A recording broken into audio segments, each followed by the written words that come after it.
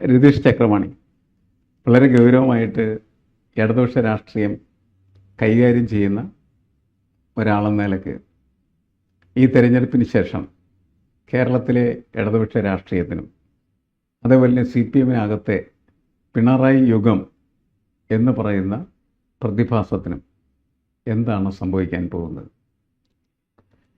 ഒറ്റ വാക്കിൽ പറഞ്ഞാൽ പക്ഷേ വളരെ ഒരു ടഫ് ടൈം അഹഡാണെന്ന് ഞാൻ വിചാരിക്കും. അതിൻ്റെ പ്രധാനപ്പെട്ട കാരണം ഈ CPM എന്ന് പറയുന്ന പാർട്ടി ഇത്തവണ തെരഞ്ഞെടുപ്പിൽ തോറ്റു എന്നുള്ളതൊന്നുമല്ല. തെരഞ്ഞെടുപ്പിൽ തോക്കുന്നതൊക്കെ സ്വാഭാവികമാണ്. അത് പിന്നീട് തിരിച്ചു വരുന്നതൊക്കെ എളുപ്പമുള്ള കാര്യമാണ്. ഇപ്പോൾ പല തെരഞ്ഞെടുപ്പുകളിലും 67ലും പല തെരഞ്ഞെടുപ്പിലും ഇതുപോലെ തോറ്റിട്ടുണ്ട്. പക്ഷെ അതുപോലൊരു തോൽവിയല്ല ഇത് യഥാർത്ഥത്തിൽ CPM-ൻ്റെ അടിത്തറ തന്നെ പിടിച്ചു കുലുക്കുന്ന ഒരു തോൽവിയാണ്. അതിൻ്റെ പ്രധാനപ്പെട്ട കാരണം നമുക്കറിയാം. ഇപ്പോൾ TK ഗോവിന്ദനാണെങ്കിലും കുഞ്ഞികൃഷ്ണനാണെങ്കിലും അല്ലെങ്കിൽ അത്തരത്തിൽ യഥാർത്ഥത്തിൽ കോൺഗ്രസിൻ്റെ വലിയ നേതാക്കളടക്കം ഈവൻ ഈ മത്സരിച്ചിട്ടുള്ള വിമതർ പോലും ഞങ്ങൾ ജയിക്കില്ല, ഒരു കാലത്തും ജയിക്കില്ല, പക്ഷെ ഭൂരിപക്ഷം കുറയുമെന്ന് വിചാരിച്ചിരുന്ന സ്ഥലങ്ങളിൽ നിന്ന് പോലും വലിയ തോതിൽ വോട്ട് കിട്ടുകയും അവരേതാണ്ട് 20,000 വോട്ടിലപ്പുറം ജയിക്കുകയൊക്കെ ചെയ്തു. അത് നൽകുന്ന സൂചന എന്താണെന്ന് ചോദിച്ചാൽ, ഇപ്പോൾ ഇന്നലെ തന്നെ ഞാൻ വീഡിയോ എടുത്തപ്പോൾ പറഞ്ഞിരുന്നു, ഇതൊരു മുസ്ലിം അല്ലെങ്കിൽ മൈനോറിറ്റി കൺസോൾട്ടേഷൻ എന്നൊക്കെ നമുക്ക് വിളിക്കാമെങ്കിൽ പോലും അത്തരത്തിലുള്ള കൺസോൾട്ടേഷൻ മാത്രമല്ല, ഇത് യഥാർത്ഥത്തിൽ CPM-ന് കഴിഞ്ഞ 10, 30, 40 കൊല്ലമായി വോട്ട് ചെയ്തുകൊണ്ടിരുന്ന ആളുകൾ, അതായത് ഹാർഡ് കോർ CPM-ൻ്റെ വോട്ടേഴ്സ് പോലും മാറ്റി ചെയ്തിട്ടുണ്ട് ഈ തെരഞ്ഞെടുപ്പിൽ എന്നുള്ളതാണ് ഏറ്റവും പ്രധാനപ്പെട്ട കാര്യം. കാരണം ഒരു കാലത്തും CPM-ൽ നിന്ന് പോകാൻ സാധ്യതയില്ല എന്ന് നമ്മൾ വിചാരിക്കുന്ന നിരവധി മണ്ഡലങ്ങൾ ഇത്തവണ CPM-ന് നഷ്ടപ്പെടും. ഇപ്പോൾ ഉദാഹരണത്തിന് എന്തിനേറെ പറയുന്നു, ധർമ്മടത്ത് പോലും യഥാർത്ഥത്തിൽ ഒരു പിണറായി വിജയൻ 19,000-ലധികം വോട്ടിന് ജയിക്കുന്നു എന്ന് പറയുമ്പോൾ ആളുകൾ വിചാരിക്കുന്നത് പിണറായി വിജയൻ നോക്കുന്നതുകൊണ്ടാണ്. പിണറായി വിജയൻ നോക്കുന്നതുകൊണ്ടല്ല. ഭാഷമ കൃത്യമായിട്ട് അറിയാം, ധർമ്മടത്ത് ഏതൊരാളെ കൊണ്ട് നിർത്തിയാലും എന്ത് ചെയ്യും, ജയിക്കും. ഏറ്റവും ഒടുവിൽ G. സുധാകരൻ പോലും പറഞ്ഞത് അങ്ങനെയുള്ള 5-6 മണ്ഡലങ്ങൾ കണ്ണൂരുണ്ട്, ആ കണ്ണൂരുള്ള മണ്ഡലങ്ങളിൽ നിന്ന് സേഫായി ജയിക്കുന്നവരാണ് എന്ന് വിമർശനം ഉന്നയിച്ചതാണ്. ആ വിമർശനം ഉന്നയിച്ചിട്ടുള്ള മണ്ഡലങ്ങളിൽ പോലും ഇത്തവണ തോറ്റു എന്നുള്ളത് പാർട്ടിയെ ഞെട്ടിപ്പിക്കുന്ന ഒരു കാര്യമാണ്. ഇതിന് പ്രശ്നം ഞാൻ വിചാരിക്കുന്നത്, അതും കൂടി പറഞ്ഞിട്ട് മാസ്റ്റർ അഭിപ്രായം കേൾക്കാൻ എനിക്ക് താല്പര്യമുണ്ട്. അതെന്താണെന്ന് വെച്ചിട്ടുണ്ടെങ്കിൽ അടിസ്ഥാനപരമായി ഇതിൻ്റെ പ്രശ്നം CPM ഒരു കലാ സാംസ്കാരിക മണ്ഡലങ്ങളിൽ നിന്ന് ഏതാണ്ട് 10-25 കൊല്ലം മുമ്പ് പൂക്കാസയും മറ്റേ ശാസ്ത്രായുധ പക്ഷമൊക്കെ പിൻവാങ്ങിയ പോലെ CPM ഇത്തവണ നവമാധ്യമ രംഗത്ത് ഒരു ശ്രദ്ധയും കൊടുത്തിരുന്നില്ല. ഞാൻ വിചാരിക്കുന്ന ഒരു കാര്യം, ഈ 2016 നടന്ന തെരഞ്ഞെടുപ്പിൽ തന്നെ ഡെക്കൻ ഹെറാൾഡിൻ്റെ ഒരു പഠനമുണ്ട്. ആ പഠനത്തിൽ പറയുന്നത് 95 മണ്ഡലങ്ങളിൽ വിധി നിർണ്ണയിച്ചത് സോഷ്യൽ മീഡിയ ആണെന്നാണ്. അതൊരു 2021 വരുമ്പോൾ ഏതാണ്ട് പൂർണ്ണമായിട്ടുണ്ട്. ഈ 2026 വരുമ്പോൾ അത് വളരെയധികം കൂടിയിട്ടുണ്ട്, ലോകത്ത് തന്നെ അത് കൂടിയിട്ടുണ്ട്. ആ സോഷ്യൽ മീഡിയകളിൽ ഒരു പ്രോ സംഘപരിവാർ അജണ്ടകൾക്കാണ് വലിയ പ്രാമുഖ്യമുള്ളത്. യഥാർത്ഥത്തിൽ ഇവിടെയുള്ള സാധാരണക്കാരായ പാർട്ടി സഖാക്കൾ പോലും ഇത്തരത്തിലുള്ള ഒരു ആന്റി പിണറായി ഭരണവിരുദ്ധ അജണ്ടകൾ നിരന്തരം ഭക്ഷിച്ചുകൊണ്ടിരിക്കുന്ന അവർക്ക് പോലും ഇത്തവണ പാർട്ടി പരാജയപ്പെട്ടില്ലെങ്കിൽ പാർട്ടി നിലനിൽക്കില്ല, പാർട്ടി ഒരു യഥാർത്ഥ ഇടതുപക്ഷമല്ല എന്ന് പറയുന്ന ഒരു നരേറ്റീവ് ബിൽഡിങ്ങിന് വലിയ പ്രാധാന്യം കിട്ടിയിരിക്കുന്നു. അതിലേക്ക് ഇവർ കൂടി വശംവദരായിരിക്കുന്നു. ഇതിനെ ചെറുക്കാൻ കഴിഞ്ഞില്ല എന്നുള്ളതാണ് യാഥാർത്ഥ്യം. ഞാനിപ്പോൾ ഡീറ്റെയിൽസിലേക്ക് പോകുന്നില്ല. യഥാർത്ഥത്തിൽ BJP മറ്റു പല സംസ്ഥാനങ്ങളിലും ചെയ്തതുപോലെ ആളുകളുടെ ഒരു മസ്തിഷ്ക പ്രക്ഷാളനം നടത്തിക്കൊണ്ട് ചില ചെറിയ തെറ്റുകൾ പോലും വലിയ ഊതിപ്പെരുപ്പിച്ചുകൊണ്ടുള്ള ഒരു അജണ്ടകൾ സെറ്റ് ചെയ്യുന്നതിൽ അവർ വിജയിച്ചു. അതുകൊണ്ട് ആ നട്ടെല്ല് തകർന്നിരിക്കുകയാണ് CPM-ൻ്റെ എന്നുള്ളതാണ് ഞാൻ വിചാരിക്കുന്നത്. അടുത്ത 5 കൊല്ലം കൊണ്ട് ഇതിനെ റിപ്പയർ ചെയ്ത് മുന്നോട്ട് വരിക എന്നുള്ളത് വളരെ വലിയ ടാസ്ക്കാണ്. കാരണം 30 കൊല്ലമായി ഒരാൾ CPM-ന് മാത്രം വോട്ട് ചെയ്തിട്ടുള്ള ഒരാൾ CPM-ന് വോട്ട് ചെയ്തില്ല എന്നുള്ളത് നമുക്ക് മനസ്സിലാക്കാം. പക്ഷേ കോൺഗ്രസിന് വോട്ട് ചെയ്യാൻ തീരുമാനിക്കുന്നു അല്ലെങ്കിൽ വേറെ ഏതെങ്കിലും പാർട്ടിക്ക് വോട്ട് ചെയ്യാൻ തീരുമാനിക്കുന്നു എന്ന് പറയുമ്പോൾ അതൊരു വലിയ പ്രധാനപ്പെട്ട ഇഷ്യൂ ആണ്. ഇത് ഞാൻ പറയുന്നത് ഈ തെരഞ്ഞെടുപ്പിൻ്റെ അടിസ്ഥാനത്തിൽ മാത്രമല്ല, കഴിഞ്ഞ തെരഞ്ഞെടുപ്പിൽ ആറ്റിങ്ങലിലും അതുപോലെ തന്നെ ആലപ്പുഴയിലും ശോഭാ സുരേന്ദ്രനും V. മുരളീധരനും കിട്ടിയ വോട്ട് എവിടെ നിന്നാണ് എന്ന് ചോദിച്ചാൽ അത് 40%, 35% ഒക്കെ തന്നെ ഈഴവ CPM-ന് വോട്ട് ചെയ്തുകൊണ്ടിരുന്ന ആളുകളാണ്. അപ്പോൾ അവർ പോയി എന്നുള്ളതും അവർ തിരിച്ചു വരും എന്നുള്ളതും കുറേ കൂടി ഡിഫിക്കൽട്ട് ആയിട്ടുള്ള ഒരു ടാസ്ക് ആയിട്ടാണ് ഞാൻ തോന്നുന്നത്. അത് നിസ്സാര പണിയൊന്നും എടുത്താൽ പോരെ. ഞാൻ വിചാരിക്കുന്നത് ഇന്ന് രാത്രി മുതൽ പണി തുടങ്ങിയില്ലെങ്കിൽ അടുത്ത 5 കൊല്ലം കഴിയുമ്പോഴാണെങ്കിൽ പോലും തിരിച്ചു വരൽ വലിയ ബുദ്ധിമുട്ടായിരിക്കും. മാഷ് നമ്മൾ നേരത്തെ കഴിഞ്ഞതിൽ ഡിസ്കസ് ചെയ്ത പോലെ ഇതിനേക്കാൾ നല്ല ഓൾട്ടർനേറ്റീവായിട്ട് ഒരു BJP കാണും. ഒരു വാചകം കൂടി പറയാം, ഇത് CPM അനുഭവിക്കുന്ന വലിയ പ്രശ്നമാണ് കേട്ടോ. എന്ന് പറഞ്ഞാൽ ഒരു സ്ഥലത്ത് ജമാഅത്തെ ഇസ്ലാമിയും അവരുടെ ആളുകളും ഈ CPM-നെതിരെ പ്രചരണം നടത്തുന്നു. അറ്റ് ദ സെയിം ടൈം BJP-യും പ്രോ സംഘപരിവാർ ആളുകളും ഇവർക്കെതിരെ പ്രചരണം നടത്തുന്നു. ഈ രണ്ട് പ്രചരണത്തിൻ്റെ ഇടയിൽപ്പെട്ട് തിങ്ങി ഞെരുങ്ങിക്കൊണ്ടിരിക്കുകയാണ് CPM എന്ന് പറയുന്ന പാർട്ടി. യഥാർത്ഥത്തിൽ ഈ കഴിഞ്ഞ കുറച്ച് നാളുകളായി ഞാൻ CPM-നെ അങ്ങനെ വിമർശിക്കാറില്ലായിരുന്നു. ആളുകളൊക്കെ വിചാരിക്കുന്നത് ഞാനെന്തോ CPM ഭക്തനാണ്, പിണറായി ഭക്തനാണെന്നൊക്കെയാണ്. പക്ഷേ സത്യത്തിൽ അതുകൊണ്ടല്ല. CPM ഇവിടെ നിലനിൽക്കണം എന്നും കോൺഗ്രസ് ഇവിടെ നിലനിൽക്കണമെന്നൊക്കെ നമുക്ക് ആഗ്രഹം ആഗ്രഹമുണ്ട്. ആ സ്പേസിലേക്ക് ഇവരെല്ലാം അടിച്ചു കയറിക്കൊണ്ടിരിക്കുകയാണ്. ആ സ്പേസ് കുറച്ചെങ്കിലും പിടിച്ചു നിർത്തിയത് ഞാൻ വിചാരിക്കുന്നത് പിണറായി വിജയനാണ്. അതും കൂടി ഇല്ലാതാകുമ്പോൾ എന്നെ സംബന്ധിച്ച് വലിയ സംശയമുണ്ട് CPM-ന്റെ ഭാവിയെക്കുറിച്ച്. മാഷ് എന്താണ് അതിനെക്കുറിച്ച് പറയുന്നത്? അല്ല, CPM ശരിക്കും ഞാൻ ഈ സാധാരണ ആളുകളുടെ ഇടയിലൊക്കെ ഈ കാര്യങ്ങൾ ചർച്ച ചെയ്യുന്ന സമയത്ത് തോറ്റു കഴിഞ്ഞതിന് ശേഷം അവർ പറഞ്ഞൊരു കാര്യം, CPM തോൽപ്പിച്ചത് പിണറായി വിജയനാണ് എന്ന്. അപ്പോൾ പിണറായി വിജയൻ ഇത് ഒരു നമ്മൾ നല്ല രീതിയിൽ പാർട്ടിയെ മുന്നോട്ട് കൊണ്ടുപോകാനായിട്ട് ആഗ്രഹിക്കുന്ന ഒരു രീതിയിലാണ് ഈ തെരഞ്ഞെടുപ്പിനെ നേരിട്ടതെങ്കിൽ ഇതിൽ വ്യത്യസ്തമായിട്ടുള്ള രീതിയിൽ ഈ തെരഞ്ഞെടുപ്പിൻ്റെ പ്രശ്നങ്ങളെ അഭിസംബോധന ചെയ്യാൻ CPM-ന് കഴിയുമായിരുന്നു എന്ന് കരുതുന്ന ഒരാളാണ്. അതിലാദ്യം ചെയ്യേണ്ടത് പിണറായി വിജയൻ കേരളത്തോട് നന്ദി പറയണമായിരുന്നു. കഴിഞ്ഞ 10 വർഷമായിട്ട് തന്നെ മുഖ്യമന്ത്രിയായി ഭരിക്കാനായിട്ട് ഉത്തരവാദിത്വം തന്നേൽപ്പിച്ച കേരള ജനതയ്ക്ക് നന്ദി, ഞാൻ ഇനി മത്സരിക്കുന്നില്ല. അവിടെ നിന്നാണ് CPM-ൻ്റെ പുതിയ ലോകം നിർമ്മിക്കേണ്ടിയിരുന്നത്. 2 ടേം വ്യവസ്ഥ എന്ന് പറയുന്നത് പോലും മാറ്റിവെച്ച്, കാരണം തെരഞ്ഞെടുപ്പിൽ തോക്കും എന്നുള്ളത് കൃത്യമായിട്ട് CPM തിരിച്ചറിഞ്ഞിട്ടുണ്ടാകേണ്ടതാണ്. ഇപ്പം ഞാൻ തന്നെ വിലയിരുത്തലുകളൊക്കെ നടത്തിയ സമയത്ത് പല രീതിയിലും നമുക്കറിയാം CPM തോക്കാത്തതായിട്ടുള്ള കുറേ മണ്ഡലങ്ങളുണ്ട്, അല്ലെങ്കിൽ ഇടതുപക്ഷം തോക്കാത്ത 50ഓളം മണ്ഡലങ്ങൾ വെച്ചിട്ടാണ് നമ്മൾ ഈ പഠനങ്ങളെല്ലാം നടത്തിയത്. അങ്ങനെ നടത്തുമ്പോൾ ഞാൻ കരുതിയിരുന്നത് CPM വേണമെങ്കിൽ വീണ്ടും വരാം, 71 സീറ്റ് മുതൽ 75 സീറ്റ് വരെ നേടാം. ഇനി അഥവാ തോറ്റുപോയി കഴിഞ്ഞാൽ തന്നെ കോൺഗ്രസ് അധികാരത്തിലേക്ക് വരുന്നത് ഇതേപോലെ 75 സീറ്റുകളൊക്കെ നേടിയിട്ടായിരിക്കും എന്നാണ് കരുതി. അതല്ല യഥാർത്ഥത്തിൽ സംഭവിച്ചത്. അതിന് പകരമായിട്ട് വലിയൊരു ജനവികാരം ഈ സർക്കാരിനെതിരെ ആഞ്ഞടിക്കുന്ന കാഴ്ച നമ്മൾ. ആ ജനവികാരം എന്ന് പറയുന്നത് പിണറായി വിജയനെ വീട്ടിലേക്ക് പറഞ്ഞയക്കുന്ന ഒരു വികാരമായിട്ട് മാറിത്തീരുകയാണ് ചെയ്യുന്നത്. അതുകൊണ്ടാണ് എനിക്ക് തോന്നുന്നത്, നമ്മൾ ഗബ്രിയേൽ ഗാർസിയ മാർക്കസിൻ്റെ വളരെ പ്രശസ്തമായിട്ടുള്ള ഒരു പുസ്തകമാണ് ദി ഓട്ടം ഓഫ് ദി പാട്രിയാറ്റ്, കുലപതിയുടെ ശരക്കാലം എന്ന് വേണമെങ്കിൽ നമുക്കതിനെ മലയാളത്തിലേക്ക് ട്രാൻസ്ലേറ്റ് ചെയ്യാം, അല്ലെങ്കിൽ കുലപതിയുടെ ഇലകൊഴിയും കാലം. അപ്പോൾ പിണറായി വിജയൻ എന്ന കുലപതിയുടെ ഇലകൊഴിയുന്നൊരു കാലമായിട്ടാണ് ഇനി വരുന്ന കാലത്തെ വിലയിരുത്തപ്പെടാനായിട്ടുള്ള സാധ്യതയുണ്ട്. അവിടെ ഉള്ള പ്രശ്നം ഒരു പ്രസ്ഥാനം, പ്രത്യേകിച്ച് കമ്മ്യൂണിസ്റ്റ് പാർട്ടി എന്ന് പറയുന്നത് കൂട്ടുത്തരവാദിത്വത്തിൽ പ്രവർത്തിക്കേണ്ടതും വളരേണ്ടതും വികസിക്കേണ്ടതുമായിട്ടുള്ളൊരു പാർട്ടി. ഇപ്പം തെരഞ്ഞെടുപ്പിൽ തോറ്റു, പാർട്ടി സെക്രട്ടറി സഖാവ് ഗോവിന്ദൻ, MV ഗോവിന്ദൻ രാജിവെക്കണം എന്നാരും പറഞ്ഞില്ല. കാരണം CPM തോറ്റു, അതിൻ്റെ ഉത്തരവാദിത്വം പാർട്ടി സെക്രട്ടറിക്കല്ല, പാർട്ടിക്കാണ്. അതൊരു കൂട്ടുത്തരവാദിത്വമാണ്. അങ്ങനെ കൂട്ടുത്തരവാദിത്വത്തിലാണ് മുന്നോട്ട് പോകേണ്ടത് എങ്കിൽ അവിടെ ഒരു നേതാവ് എന്ന് പറയുന്നത് അനിവാര്യമായ ഘടകമല്ല. പിണറായി വിജയൻ ഇല്ലെങ്കിൽ എല്ലാം തകർന്നു പോകും എന്ന് കരുതിയിട്ടാണ് പിണറായി വിജയൻ 80-ാം വയസ്സിലും ഈ തെരഞ്ഞെടുപ്പിനെ നയിക്കാനായിട്ട് മുന്നിലുണ്ടായിരുന്നു. പിണറായിക്ക് പകരം മറ്റൊരാൾ എന്തുകൊണ്ട് ഞാൻ നേരത്തെ സൂചിപ്പിച്ചതുപോലെ അദ്ദേഹത്തിന് ചിന്തിക്കാനായിട്ട് കഴിഞ്ഞില്ല. കാരണം അദ്ദേഹത്തെക്കുറിച്ച് മാത്രമല്ല ചിന്തിക്കേണ്ടത്, അദ്ദേഹം സമൂഹത്തെക്കുറിച്ചും പാർട്ടിയെക്കുറിച്ചുമാണ് ചിന്തിക്കേണ്ടത്.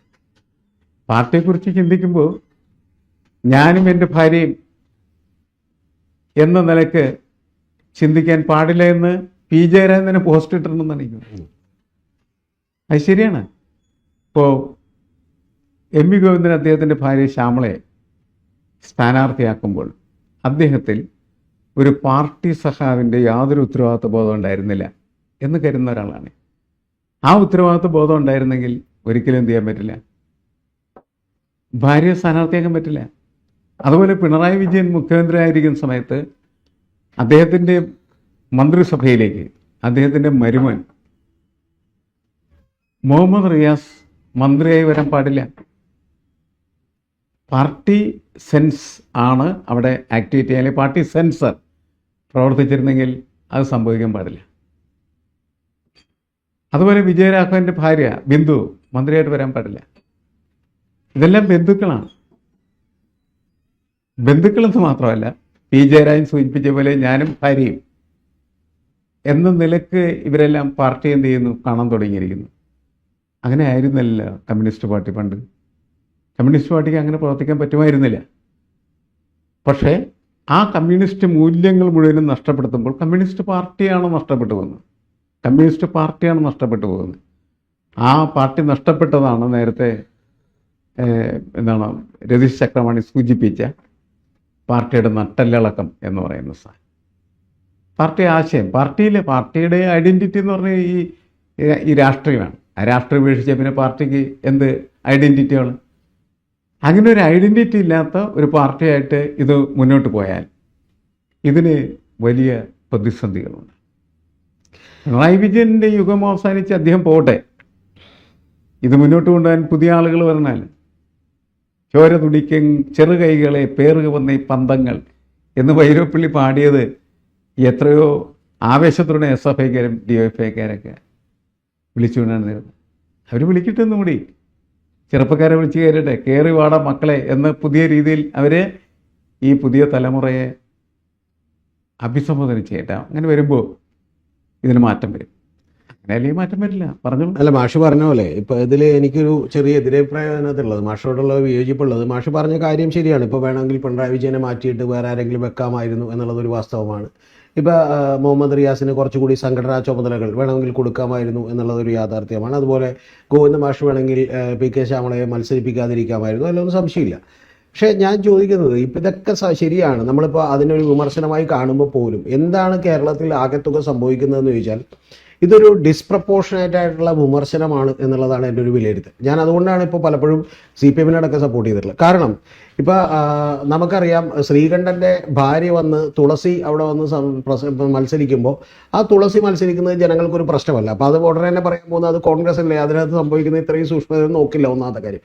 പക്ഷേ നമ്മുടെ മാധ്യമങ്ങളടക്കം കാണിക്കുന്ന ഒരു ഇരട്ടത്താപ്പ് അതിനകത്തുണ്ട് എന്നുള്ളത് ഞാൻ വിചാരിക്കുന്നു. ഇപ്പോൾ PK ശ്യാമള മത്സരിക്കാൻ വേണ്ടി വരുമ്പോൾ അവരെക്കുറിച്ച് നമുക്ക് അവർക്കുള്ള വസ്തുതാപരമായിട്ടുള്ള വിമർശനങ്ങളൊക്കെ ഉന്നയിക്കാം. ഇപ്പോൾ ആന്തൂർ സാജൻ്റെ മരണമോ അത്തരം കാര്യങ്ങളൊക്കെ ഉന്നയിക്കാൻ എനിക്ക് തെറ്റൊന്നുമില്ല. പക്ഷേ പ്രധാനപ്പെട്ട ഒരു കാര്യം, ഈ PK ശ്യാമളയെക്കുറിച്ച് എവിടെയൊക്കെ മാധ്യമപ്രവർത്തകർ പറയുന്നു അവിടെയെല്ലാം തന്നെ അത് ഗോവിന്ദ മാഷിന്റെ ഭാര്യ എന്നുള്ളത് ചുരുക്കി കാണുകയാണ്. ഞാൻ ചോദിക്കുന്ന തിരിച്ചുള്ള ചോദ്യം, യഥാർത്ഥത്തിൽ ഗോവിന്ദ മാഷെ കല്യാണം കഴിക്കുന്നതിന് മുമ്പേ എൻ്റെ മനസ്സിലാക്കൽ പ്രകാരം PK ശ്യാമള DYFIയുടെ ജില്ലാ കമ്മിറ്റി മെമ്പറാണ്, സ്റ്റേറ്റ് കമ്മിറ്റി അംഗമായിട്ടാണെന്നാണ്, ജില്ലാ കമ്മിറ്റി വരെ എന്തായാലും ഇവിടെ ഉണ്ട്.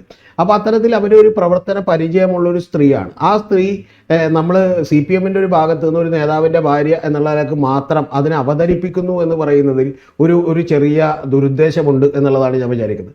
രണ്ടാമത്തത്, മുഹമ്മദ് റിയാസ് എന്ന് പറയുന്ന ഒരാൾ ഈ കേരളം മുഴുവൻ കെടുത്തിട്ടുള്ള പ്രതീതി എന്താണ്? അദ്ദേഹം ചെറുപ്പം മുതലേ വന്നിട്ടുള്ള ഒരാളാണ്, കാലിക്കറ്റ് കോർപ്പറേഷനിൽ മത്സരിച്ചിട്ടുള്ള ഒരാളാണ്, അവിടെ നിന്ന് പരാജയപ്പെട്ടിട്ടുള്ള ഒരാളാണ്, അതിനുശേഷം DYFIയുടെ അഖിലേന്ത്യാ പ്രസിഡന്റ് ആയിട്ടുള്ള ഒരാളാണ്. ഞാൻ പറയുന്നത് ഭാഷ പറഞ്ഞൊരു വിമർശനം ഞാൻ കേൾക്കുന്നു. കാരണം അദ്ദേഹം ഇരിക്കുന്നൊരു മന്ത്രിസഭയിൽ ഇപ്പോൾ പഴയ ചടയൻ ഗോവിന്ദൻ്റെയൊക്കെ കാലത്താണെങ്കിൽ ഞാൻ പറഞ്ഞു കേട്ടിട്ടുണ്ട്, അദ്ദേഹം മക്കള് ഒരു പരിപാടി കാണാൻ വേണ്ടി, ഇദ്ദേഹത്തിൻ്റെ പ്രസംഗം കാണാൻ വേണ്ടി വന്നിട്ട് മക്കളെ സ്റ്റേറ്റ് കമ്മിറ്റിയുടെ കാറിൽ കയറ്റിയിട്ടില്ല. കാരണം അത് സംസ്ഥാന കമ്മിറ്റിയുടെ കാറാണ്, നിങ്ങൾ ബസ് പിടിച്ച് വന്നാൽ മതി എന്ന് പറഞ്ഞിട്ട് പോകുന്ന രീതിയുണ്ട്. അത്രയും ആദർശനിഷ്ഠയൊന്നും ഇപ്പോൾ പാർട്ടികളിൽ നിന്ന് നമുക്ക് പ്രതീക്ഷിക്കുക വയ്യ എന്നുള്ളത് യാഥാർത്ഥ്യമാണ്. ഞാൻ ഇടപെട്ടിട്ടുണ്ട്. പറഞ്ഞു ഭാഷ പറഞ്ഞു, അതിന് കുഴപ്പമില്ല. ഇത് വളരെ ശരിയായിട്ടുള്ള വിമർശനമാണ്. ഇവർ എല്ലാം പാർട്ടിയുടെ വളരെ ഊർജ്ജസ്വലരായിട്ടുള്ള പ്രവർത്തകരാണ്. അവരെ മത്സരിപ്പിക്കുന്നത് അർഹമായ രീതിയിൽ തന്നെയാണ്. എനിക്ക് അഭിപ്രായത്തില്ല, അതിനകത്ത് അർഹതയുണ്ട് ഇവർക്ക് മത്സരിക്കാനായിട്ട്. ഇവരെല്ലാം ഞാൻ പൊളിറ്റിക്കൽ ലീഡേഴ്സായിട്ട് കണക്കാക്കുന്നത്, ഭാര്യയോ വരുമാനമായിട്ടല്ല ഞാൻ കണക്കാക്കുന്നത്. ഞാൻ പറയുന്ന വിമർശനം എന്ന് പറയുന്നത് ഈ സമൂഹം പറയുന്ന വിമർശനമാണ്. മനസ്സിലായി? ആ വിമർശനം തെറ്റായിരിക്കാം, പക്ഷെ പ്രശ്നം എന്താണ്? അതെന്തിനെയാണ് ബാധിക്കുന്നത്? അത് ബാധിക്കുന്നത് പാർട്ടി സ്വരൂപത്തെയാണ്. തീർച്ചയായിട്ടും. അപ്പോൾ അവിടെയാണ് ഈ പാർട്ടിയുടെ നേതൃത്വം ശ്രദ്ധ പുലർത്തേണ്ടിയിരുന്നത്. ഇത് ആദർശവാദത്തിന്റെ പ്രശ്നമല്ല. കറക്റ്റ്, മനസ്സിലായി? ഞാനതാണ് പറയുന്നത്. ഇത് ആദർശം ചടയൻ ഗോവിന്ദന്റെ പോലെ ഉള്ള ഒരു ആദർശം അത് ആരും കാത്തു സൂക്ഷിക്കണമെന്ന് നമ്മൾ പറയുന്നില്ല. ആദർശമല്ല ഇവിടെ പ്രശ്നം.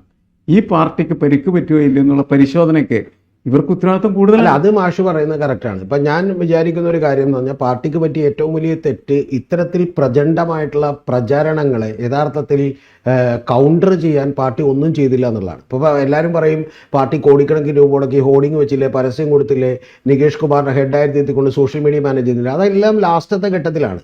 യഥാർത്ഥത്തിൽ കേരളത്തിൽ എന്താണ് സംഭവിച്ചത് എന്നുള്ളത് വളരെ സൂക്ഷ്മമായി പഠിക്കുമ്പോൾ VD സതീശൻ എന്ന് പറയുന്ന ഒരാൾ പ്രതിപക്ഷ നേതാവായി വന്നത് മുതൽ വളരെ കൃത്യമായി കൃത്യമായിട്ട് ഇതിനു വേണ്ടിയിട്ടുള്ള ഒരു അജണ്ടകൾ സെറ്റ് ചെയ്തു തുടങ്ങി.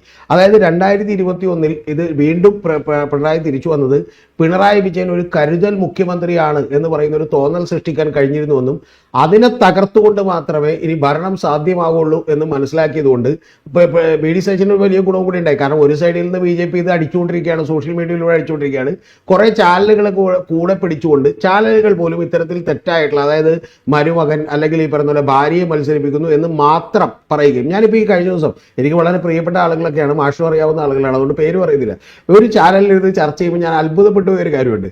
കാരണം അവരുടെ ഒരു ചർച്ച നടക്കുകയാണ് അവരുടെ എഡിറ്റേഴ്സൊക്കെ തമ്മിൽ. ആ ചർച്ചയിൽ അവർ ചോദിക്കുന്നു, ഈ PK ശ്യാമള ഇന്നയാളുടെ ഭാര്യയല്ലേ ചോദിക്കുമ്പോൾ VK ശ്രീകണ്ഠന്റെ ഭാര്യയല്ലേ തുളസി എന്ന് ചോദിക്കുമ്പോൾ അവിടെ ഇരിക്കുന്ന ഒരു ലേഡി ജേർണലിസ്റ്റ് പറയുന്നത് അത് പറയരുതെന്നാണ്. എന്ന് പറഞ്ഞാൽ VK ശ്രീകണ്ഠന്റെ ഭാര്യ എന്ന് പോലും എന്ത് ചെയ്തു തുളസിയെ കുറിച്ച് പറയരുത്, കാരണം അവരൊരു നേതാവാണ്. പക്ഷേ ശ്യാമളയെ കുറിച്ച് പറയുമ്പോൾ അത് പറയണം എന്നാണ് ഞാൻ പറഞ്ഞു വന്നത്. ഇത്തരത്തിൽ ഒരു പ്രോ സംഘപരിവാർ അതുപോലെ തന്നെ റൈറ്റ് വിങ് അജണ്ടകൾ പേറുന്ന മാധ്യമങ്ങളുടെ ഒരു നരേറ്റീവിനെ കൃത്യമായി ചെറുക്കാനോ അതിനനുസരിച്ച് നടപടിയെടുക്കാനോ കഴിഞ്ഞില്ല എന്നുള്ളത് മാഷ് പറയുന്ന യാഥാർത്ഥ്യമാണ്. പക്ഷെ അപ്പോൾ പോലും ഞാൻ പറയുന്നത് ഇതൊരു വസ്തുതകൾക്ക് നിരക്കുന്ന ഒരു കാര്യമല്ല. ഞാനിപ്പോൾ മറ്റൊരു 2 കാര്യങ്ങൾ കൂടി മാഷോട് പറയാം. ഇപ്പൊ കടക്ക് പുറത്ത് എന്ന് പറഞ്ഞു, അദ്ദേഹം അത് എന്ന് പറഞ്ഞതാണെന്ന് മാഷിനും എനിക്കും അറിയാം, ഇത് കേൾക്കുന്ന പ്രേക്ഷകർക്ക് അറിയാം. പക്ഷേ അതിപ്പോഴാണ് ഒരു ചർച്ചാ വിഷയമാക്കി കൊണ്ടുവരുന്നത്. ഒന്ന്. രണ്ടാമത്തേന്ന് പറയുന്നത് ഈ പറയുന്ന അദ്ദേഹം പറഞ്ഞു വീട്ടിൽ പോയി ചോദിച്ചാൽ മതി എന്ന് പറഞ്ഞു. നമ്മളൊരു ഭരണാധികാരിയെ വിലയിരുത്തുമ്പോൾ പലപ്പോഴും ഇപ്പൊ ഇന്ത്യയിൽ കാണുന്ന ഏറ്റവും പ്രകടമായിട്ടുള്ള ഒരു തന്ത്രമാണ്, അതായത് അവരുടെ സ്വഭാവ സവിശേഷതകളുടെ ഏതെങ്കിലും കുഴപ്പങ്ങൾ എടുത്തുകൊണ്ട് ജനങ്ങളോട് പറയുക, അത് പെട്ടെന്ന് ജനങ്ങൾക്ക് മനസ്സിലാവും. കാരണം അതിനു മുമ്പ് ഇവർക്ക് പറ്റിയ അബദ്ധം എന്താണെന്ന് വെച്ചാൽ സ്പ്രിംഗ്ലർ പറഞ്ഞു, അതുപോലെ തന്നെ വലിയ ഇടപാടുകൾ പറഞ്ഞു, ബിരിയാണി ചെമ്പ് പറഞ്ഞു, ഇതൊന്നും ഫലവത്തായില്ല. അപ്പോൾ ഭരണപരമായിട്ടുള്ള കാര്യങ്ങളോ ഗൗരവത്തിലുള്ള കാര്യങ്ങളോ ഒന്നും വിമർശന വിധേയമാക്കാതെ, അല്ലെങ്കിൽ ഒരു മന്ത്രിക്ക് പോലും അഴിമതി ആരോപണമില്ലാതെ പകരം ഇത്തരം കാര്യങ്ങൾ എന്ത് ചെയ്യുക എന്നുള്ളതാണ്. ഇത് 5 കൊല്ലമായിട്ട് ശ്രദ്ധിച്ചില്ല എന്നുള്ളത് എൻ്റെ വിമർശനമാണ് പാർട്ടിയോടുള്ള ഒന്ന്. രണ്ടാമത്തെ ഞാൻ വലിയ നേതാക്കളോട് പോലും ഇത് തുറന്നു പറഞ്ഞിട്ടുണ്ട്, ഭാഷ റീഡ് തുറന്നു പറഞ്ഞിട്ടുണ്ട്. രണ്ടാമത്തെ എൻ്റെ ഏറ്റവും വലിയ വിമർശനം എന്ന് പറഞ്ഞാൽ 2024 ലോക്സഭാ തെരഞ്ഞെടുപ്പിന് ശേഷം ആ ലോക്സഭാ തെരഞ്ഞെടുപ്പിൽ 100-110ഓളം വരുന്ന സീറ്റുകൾ ഇവർക്ക് കിട്ടാൻ കാരണമായത് ഒരു മുസ്ലിം മൈനോറിറ്റി കൺസോൾട്ടേഷൻ വലിയ തോതിൽ ഉണ്ടായത് കൊണ്ടാണ് എന്ന് മനസ്സിലാക്കി ഏതാണ്ട് അതേ അജണ്ട പേറുന്ന ഒരു സമരങ്ങൾ കൃത്യമായിട്ട് ഒരു ചെയ്തു എന്നുള്ളതാണ്. അതിൽ ഏറ്റവും ആദ്യത്തെ ഞാൻ വിചാരിക്കുന്നത് ഒന്ന് ആശാസമരമാണ്. ഈ ആശാസമരം ചെയ്യുമ്പോൾ നമുക്ക് അവരോട് അനുകൂലിക്കാം, അതിന് തെറ്റൊന്നുമില്ല. പക്ഷേ എൻ്റെ ചോദ്യം എന്ന് പറയുന്നത്, ഞാൻ കേന്ദ്ര ഗവൺമെന്റ്, മാഷ് സംസ്ഥാന ഗവൺമെന്റ് മാഷിനെതിരെ സമരം ചെയ്യുന്നു, കേന്ദ്ര ഗവൺമെന്റ് കൂട്ടിയാൽ ഈ ഇന്ത്യ മഹാരാജ്യത്തുള്ള എല്ലാ ആശമാർക്കും ഗുണം കിട്ടും. പക്ഷെ കേന്ദ്ര ഗവൺമെന്റ് ഒരു പോലും കൂട്ടുന്നില്ല എന്നുള്ളത് കുഴപ്പമില്ല. പക്ഷെ ഞാൻ കേന്ദ്രമന്ത്രി കൊണ്ടുവന്ന് മേടിക്കുന്ന കൊടയും മേടിച്ചുകൊണ്ട് അവിടെ സമരം ചെയ്യുന്നു എന്ന് പറയുന്നത് അടക്കമുള്ള സമരങ്ങൾ. എന്നാൽ ഇതൊക്കെ പുറത്തേക്ക് വരുന്ന ഒരു നെഗറ്റീവ് എന്താണെന്ന് വെച്ചിട്ടുണ്ടെങ്കിൽ 1000 രൂപയിൽ നിന്ന് 6000 രൂപ കൂട്ടിയിട്ടുള്ള പിണറായി സർക്കാർ വളരെ മോശമാണെന്നും ഇത്രയും കാലമായിട്ട് ഇന്ത്യയിൽ കൂട്ടിക്കൊടുക്കാത്ത ഒരു നരേന്ദ്രമോദിയെക്കുറിച്ച് ഇവർക്ക് വിമർശനമില്ലാതിരിക്കുകയും ചെയ്യുന്ന രീതിയിലുള്ള കൃത്യമായിട്ടുള്ള അജണ്ടകൾ ചെയ്തു എന്നാണ് ഞാൻ വിചാരിക്കുന്നത്. അതിൽ എൻ്റെ പോയിന്റ് ഇത്രേ ഉള്ളൂ. മാഷ് പറഞ്ഞ പോലെ കുറച്ചുകൂടി ശ്രദ്ധിക്കാമായിരുന്നു, വേണമെങ്കിൽ ഇതിപ്പോൾ കൊടുത്തില്ലെങ്കിലും പ്രശ്നമില്ലായിരുന്നു എന്നുള്ളത് യാഥാർത്ഥ്യമാണ്. പക്ഷേ പ്രശ്നം ഇത്തരത്തിൽ ഒരു അൺറീസണബിൾ ആയിട്ടുള്ള ഡിസ്പ്രപ്പോർഷനേറ്റ് ആയിട്ടുള്ള വലിയ തോതിലുള്ള വിമർശനം CPM-ന് ഈ കാലഘട്ടങ്ങളിൽ നേരിടേണ്ടി വന്നു എന്നുള്ളത് വളരെ കൃത്യമാണ്. ഇനി ഒരു വാചകം കൂടി പറഞ്ഞാൽ കൃത്യമാവും. അത് ഒരു സൈഡിൽ CPM-നെ കുറിച്ച് പറയുന്നത് നിങ്ങൾ മുസ്ലിം ഈ പറയുന്ന പോലെ മുസ്ലിം അജണ്ടകൾ പേറുന്നവരാണ്, കണ്ട ഇപ്പൊ സ്വരാജിനെതിരെ ഉയർത്തുന്ന വിമർശനം തന്നെ കണ്ട ഹമാസിനെ അനുകൂലിക്കുന്നു, അതുപോലെ തന്നെ ഫലസ്തീനെ അനുകൂലിക്കുന്നു എന്ന് പറഞ്ഞുകൊണ്ട് അത് പറയുകയും അതേസമയം തന്നെ മീഡിയ വണ്ണിൻ്റെയും ബാക്കിയുള്ള ചാനലുകളൊക്കെ ഇരുന്നിട്ട് ഇതൊരു ഇടത് ഹിന്ദുത്വയുടെ പ്രതീകമായിട്ട് ഇവർ അവതരിപ്പിക്കുകയും ചെയ്യുന്നു. എന്ന് പറഞ്ഞാൽ ഈ തിങ്ങി ഞെരിയലുകൾക്കിടക്ക് CPM പെട്ടുപോയി എന്നാണ് ഞാൻ വിചാരിക്കുന്നത്. അതിനെ CPM ഗൗരവത്തോടുകൂടി കണ്ടില്ല എന്നുള്ളതാണ് എൻ്റെ ഒരു അല്ല, ഇതെല്ലാം വളരെ ഗൗരവത്തോടുകൂടി കാണാൻ ഉള്ള ഉത്തരവാദിത്തം ഒരു പാർട്ടി എന്ന നിലയ്ക്ക് CPM-നുണ്ട്. അതെ, നമ്മൾ പുറത്തുനിന്ന് കാണുന്നില്ലേ? നമ്മൾ പുറത്തുനിന്ന് കാണുന്നതിനേക്കാൾ എത്രയോ നല്ല രീതിയിൽ അവർക്ക് അകത്തുനിന്ന് കാണാൻ പറ്റും. മാത്രമല്ല അതിനെ എത്ര ശക്തമായിട്ടുള്ള രീതിയിൽ അവർക്ക് പ്രതിരോധിക്കാനായിട്ട് കഴിയും. പക്ഷെ അവർ ചെയ്തതെന്താണെന്ന് വെച്ച് കഴിഞ്ഞിട്ടുണ്ടെങ്കിൽ അതിന് പകരം ഇത് ഒരു ഇടതുപക്ഷ രാഷ്ട്രീയത്തിൻ്റെ തലത്തിൽ നിന്ന് അതിന് പ്രതിരോധം തീർക്കേണ്ടതിന് പകരം അവർ വലതുപക്ഷ രാഷ്ട്രീയത്തിൻ്റെ തലത്തിൽ നിന്ന് അതിനെ പ്രതിരോധിക്കാനാണ് ശ്രമിച്ചത്. കാരണം എന്താണ്, നമ്മളിപ്പോൾ ഈ കഴിഞ്ഞ ലോക്സഭാ തെരഞ്ഞെടുപ്പിൽ 113 നിയോജക മണ്ഡലങ്ങളിൽ UDF-ന് മുൻതൂക്കം ഉണ്ടായിരുന്നു. അതെ, അത് കഴിഞ്ഞതിന് ശേഷം തദ്ദേശ സ്വയംഭരണ സ്ഥാപനങ്ങളിലേക്ക് തെരഞ്ഞെടുപ്പ് നടക്കുന്ന സമയത്ത് 80 നിയോജക മണ്ഡലങ്ങളിലേക്ക് മുൻതൂക്കമുള്ള അവസ്ഥയിലേക്ക് എത്തി. ഇതൊക്കെ ഇവർ കൃത്യമായിട്ട് കാണുകയും പഠിക്കുകയൊക്കെ ചെയ്തതാണ്. എന്നിട്ട് അതിൻ്റെ പരിഹാരമായിട്ട് ഇവരെന്താ ചെയ്ത്, അവർ PR വർക്ക് നടത്തി. PR വർക്കല്ലല്ലോ മാർക്സിസ്റ്റ് പ്രത്യയശാസ്ത്ര രീതിശാസ്ത്രത്തിൽ പറഞ്ഞിട്ടുള്ളത്. PR വർക്ക് വലതുപക്ഷ രാഷ്ട്രീയത്തിൻ്റെ ഭാഗമായിട്ട് ചെയ്യുന്നു. ആ PR വർക്കിന് ഒരു എഫക്റ്റ് ഉണ്ടാക്കാൻ പറ്റിയില്ലെന്ന് ഞാൻ കരുതുന്നില്ല. അതിന് എഫക്റ്റൊക്കെ ഉണ്ടാവും. ആ എഫക്റ്റ് പക്ഷേ ഇവർ നേരിടുന്ന പ്രതിസന്ധിയെ മറികടക്കാൻ പറ്റുന്നതായില്ല ഒരു ഗംഭീര പോയിന്റാണ് അല്ലേ? അതാണ് പ്രധാനം. അത് മാഷ് പറഞ്ഞതിൽ ഒരു കാര്യം കൂട്ടിച്ചേർത്തോട്ടെ, എന്നിട്ട് മാഷ് തുടങ്ങുന്നു.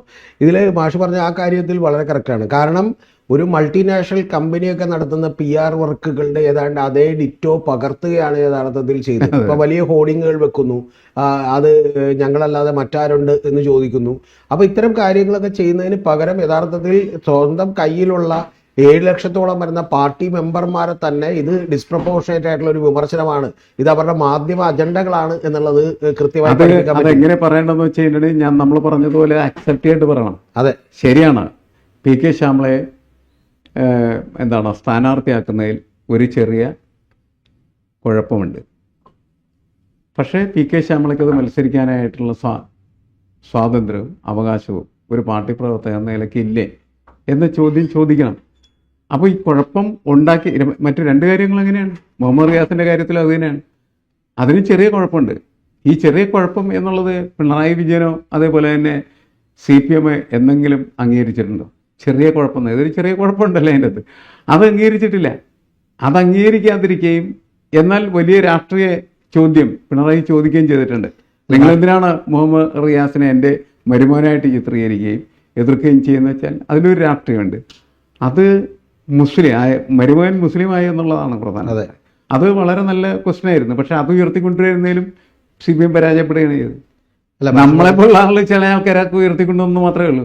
ഏറ്റവും നല്ല ക്വസ്റ്റ്യനാണ് പിണറായി ചോദിച്ചതെങ്കിലും അത് ആവർത്തിച്ച് ചോദിക്കാൻ CPM എന്ന് പറയുന്ന പാർട്ടിയെ ശക്തിപ്പെടുത്താൻ കഴിഞ്ഞില്ല. മാഷോട് തുറന്നൊരു കാര്യം ഞാൻ പറയാം. മാഷ് ഇപ്പോൾ പറഞ്ഞതിൽ ഒരു ഫാക്ട്, എനിക്ക് മാഷ് എന്നെക്കാൾ കൂടുതൽ ഇവരൊക്കെ ആയിട്ട് നല്ല പരിചയമുള്ളതാണ്. പക്ഷെ ഞാൻ ഈ കഴിഞ്ഞ ഒരു 3-4 മാസമായിട്ട് കണ്ടിന്യൂസ്ലി കോൺടാക്ട് ചെയ്തിരിക്കുന്നതിനോട് ഞാൻ ആദ്യം കാണുകയും സംസാരിക്കുകയൊക്കെ ചെയ്തപ്പോൾ ഞാൻ വിചാരിച്ചത് ഞാൻ പറയുന്ന കാര്യങ്ങളൊക്കെ അവർ വളരെ ശ്രദ്ധാപൂർവ്വം കേൾക്കുകയും ചിലതൊക്കെ നോട്ട് ചെയ്തെടുക്കുകയൊക്കെ ചെയ്തിരും.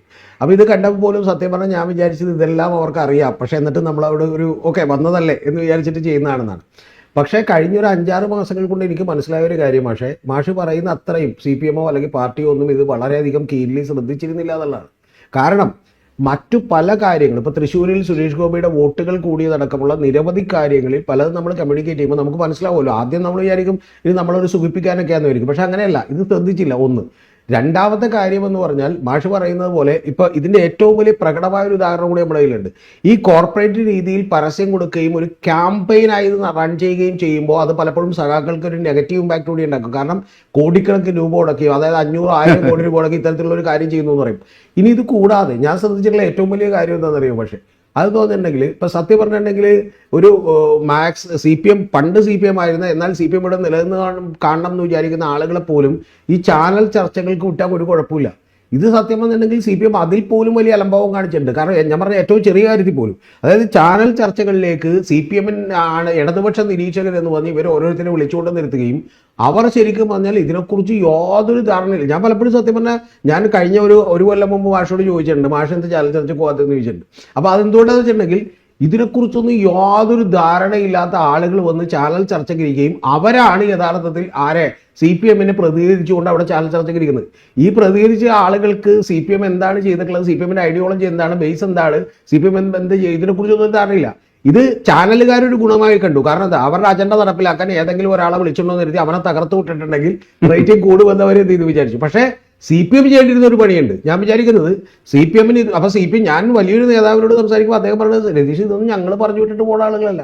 ശരിക്കും പറഞ്ഞാൽ സത്യം പറഞ്ഞാൽ മാഷ് വിശ്വസിക്കില്ല, 2 പേരുടെ പേരുകൾ ഞാൻ വന്നിട്ട് ആ 2 പേര് ആരാണെന്ന് പോലും പുള്ളിക്കറിയില്ല.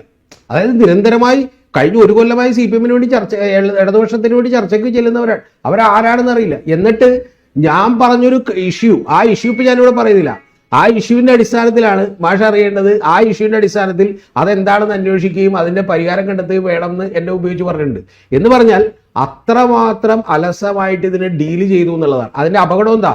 ഞാൻ സത്യത്തിൽ ഇത്തരം ഒരു സംഭാഷണം ഉണ്ടായി 3ാമത്തെ ദിവസമാണ് ഭാഷ അറിയേണ്ടത് റെജി ലൂക്കോസ് ഈ പാർട്ടി വിട്ടിട്ട് അപ്പുറത്തേക്ക് പോകുന്നത്. അപ്പം ശരിക്കും പറഞ്ഞാൽ ഞാൻ ഈ 3ാമത്തെ ദിവസം പുള്ളി എന്നെ വീണ്ടും വിളിച്ചിട്ട് ഒരു രേഷ് പറഞ്ഞത് കറക്റ്റായിരുന്നു കേട്ടോ, പക്ഷെ നമ്മൾ അത്ര ഗൗരവത്തിലെടുത്തില്ല. ശരിക്കും പറഞ്ഞാൽ ഒരു സംസ്ഥാന കമ്മിറ്റി അംഗം പോയ പോലെയുള്ള ഈ മാധ്യമങ്ങളൊക്കെ വാർത്ത കൊടുക്കുന്നത് എന്നുള്ളത് പറഞ്ഞു. എന്ന് പറഞ്ഞാൽ CPM-ന് ഒരു വലിയ പ്രശ്നമുണ്ടായിരിക്കുന്നു. ആര്? റെജി ലൂക്കോസ് എന്ത് ചെയ്തത്? ഇവിടെ നിന്ന് വിട്ട് BJP-യിൽ പോയി ചേർന്നത്. നമ്മൾ വിചാരിക്കാതെ ഒരു ജില്ല മൊത്തം ഒഴുകി പോകുന്നതായിരിക്കും. അപ്പോൾ അത്തരത്തിലുള്ള ആളുകളെ അടക്കം വിടുന്നത് മുതൽ മാഷ് നേരത്തെ പറഞ്ഞതുപോലെ ഇത് കൃത്യമായി ഒരു പ്രശ്നത്തെ അഡ്രസ്സ് ചെയ്യുന്നത്. മാഷ് പറഞ്ഞതിൽ ഏറ്റവും പ്രധാനപ്പെട്ട പോയിന്റ് അതാണ്. കാരണം ഈ പ്രശ്നങ്ങളെ കൃത്യമായി പാർട്ടി ഒരു പത്രസമ്മേളനം വിളിച്ച് അഡ്രസ്സ് ചെയ്യാം, പാർട്ടി ചലഞ്ച് ചെയ്യാം. അതൊന്നും ശരിക്കും പറഞ്ഞാൽ കൃത്യമായി ചെയ്യാതിരുന്നതിൻ്റെ, അതായത് ഇതൊക്കെ ഓക്കെ ഒരു ടേക്കൺ ഫോർ ഗ്രാൻഡഡ് ആയ കൂടെ നടന്നോളും എന്ന് വിചാരിച്ചതിൻ്റെ ഒരു ദുരന്തമായിട്ടാണ് ഞാൻ കാണുന്നത്. പക്ഷേ ഇതിൻ്റെ അപകടം എന്താണെന്ന് വെച്ചിട്ടുണ്ടെങ്കിൽ ഭാഷ അറിയണത് 30 കൊല്ലവും ജീവിതത്തിൽ ഒരിക്കൽ പോലും ഇതുവരെ അരിവാൾ ചുറ്റിയൊക്കെയല്ലാതെ മറിച്ച് ഒരിക്കൽ പോലും കുത്തിയിട്ടില്ലാത്ത കണ്ണൂരിലെ ഗ്രാമങ്ങളിൽ അന്ധമായി വിശ്വസിച്ചിരുന്ന ആളുകൾ മാറാൻ തീരുമാനിച്ചു എന്ന് പറയുന്നത് ഇനി ഒരുപക്ഷെ അവനെ സംബന്ധിച്ച് ആ ഒരു പ്രശ്നം അങ്ങനെ തീർന്നത് ഒരു തവണത്തെ നമ്മൾ പറയില്ലേ ഈ അറപ്പ് തീർന്നു ഇനിയിപ്പോൾ അത് ചെയ്യാൻ എന്ന് പറയുന്നത് പോലെ ആ പ്രശ്നം പാർട്ടിയെ വലിയ തോതിൽ പിടികൂടും. ഒന്ന്. രണ്ടാമത്തത് അത്തരത്തിലുള്ള ഒരു പ്രത്യേകിച്ചും ഹിന്ദുക്കൾ കമ്മ്യൂണിറ്റിയിലെ വോട്ടുകളിലാണ് ഈ പറയുന്ന മറ്റേ BJP-യുടെ സംഘപരിവാറിൻ്റെയൊക്കെ നരേറ്റീവ് ചെന്ന് ചേരാൻ പോകുന്നത്. അതുകൊണ്ട് ഇതിനെ അതിജീവിക്കൽ എന്ന് പറയുന്നത് അതീവ ദുഷ്കരമായിരിക്കും. ഒരിക്കൽ കൂടി ഞാൻ റിപ്പീറ്റ് ചെയ്യുന്നു, സമയം വളരെ വൈകി. ഇന്ന് രാത്രി മുതൽ പണിയെടുക്കാൻ തുടങ്ങിയാൽ മാത്രമേ 5 കൊല്ലം കഴിയുമ്പോൾ എന്ത് ചെയ്യാൻ പറ്റും, ഒരു തെരഞ്ഞെടുപ്പിനെ പ്രോപ്പർലി നേരിടാൻ പറ്റും.